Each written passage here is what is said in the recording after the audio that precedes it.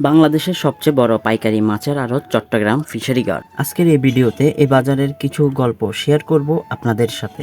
British আমল থেকে কর্ণফুলী নদীর তীরে ক্ষুদ্র জেলে সম্প্রদায়ের মাধ্যমে গড়ে ওঠে এই বাজার। তবে এটি বড় পরিসরে করার জন্য বড় জায়গা অর্থাৎ নতুন ফিশারি ঘাট তৈরি করা হয়। কর্ণফুলী নদীর তীরে এখনো পুরাতন ও নতুন দুইটি ফিশারি ঘাটে মাছের বেচাকেনা হয়ে থাকে। প্রতিদিন ভোর রাত থেকে 9টা কিংবা 10টা পর্যন্ত এখানে কোটি টাকার মাছের বেচাকেনা হয়ে থাকে। হাজার হাজার টন মাছ এখান থেকে নিয়ে যায় চট্টগ্রামের জেলা প্রজেলা শুরু করে দেশ ও বিদেশেও। এখানে মাছগুলো আসে দেশের বিভিন্ন অঞ্চল ও গভীর সমুদ্র থেকে। বহু বছর ধরে এটি চট্টগ্রামের মৎস্য ব্যবসায়ী কেন্দ্র হয়ে উঠেছে। সমুদ্র ও নদীপথের কারণে এই ঘাটের গুরুত্ব অনেক বেড়েছে। হাজার হাজার মানুষের জীবিকা এই বাজারের সঙ্গে জড়িত। এখানের মাছগুলো মূলত আসে বঙ্গোপসাগরের গভীর সমুদ্র, কক্সবাজার, সন্দ্বীপ, চট্টগ্রাম উপকূল থেকে। এখানকার এক একটি ট্রলার সাগরের দীর্ঘ 7 থেকে 15 দিন কিংবা 1 মাস যাবৎ মাছ শিকার করে। ঝড়, ঢেউ ও বৈরী আবহাওয়ার মধ্যে মাছ ধরেন। তাদের কঠোর পরিশ্রমে এই বাজার সচল থাকে। সামুদ্রিক মাছগুলোর মধ্যে এই বাজারের বেশি দেখা যায় লইট্টা, চিংড়ি,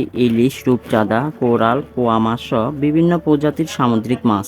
এখানে প্রতিদিন নিলাম হয়ে থাকে কয়েক হাজার টন মাছ। ফিশারিঘাটের এই মাছ চট্টগ্রামের অঞ্চল থেকে শুরু করে বিভিন্ন হাট বাজারও পৌঁছে যাচ্ছে এখানকার মাছ। এখানকার সামুদ্রিক মাছগুলো তাজা হওয়ায় চট্টগ্রামের বিভিন্ন অঞ্চল থেকে পাইকার ও খুচরা ব্যবসায়ীরা ছুটে আসে। চট্টগ্রাম ফিশারিঘাটের এই সামুদ্রিক মাছের রয়েছে দেশব্যাপী বেশ খ্যাতি। এই ফিশারিঘাটের মাছ দেশ ছাড়াও বিদেশেও রপ্তানি হচ্ছে।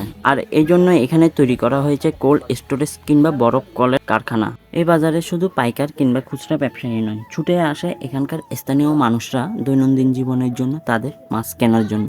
এখানে জেলেরা প্রতিদিন কঠোর পরিশ্রম করে যাচ্ছে এই মাছ বাজারটি সচল রাখার জন্য, দেশের অর্থনৈতিক অবস্থানকে আরো উন্নত করার জন্য। তাদের এই কঠোর পরিশ্রমকে সম্মান জানানো দরকার আমাদের সকলকে। তো আজকের ভিডিও এই পর্যন্ত, দেখা হবে পরবর্তী কোনো এক ভিডিওতে। ততক্ষণ ভালো থাকবেন, আর আমার এই ভিডিওটি ভালো লেগে থাকলে লাইক, কমেন্ট এন্ড শেয়ার করে দেবেন।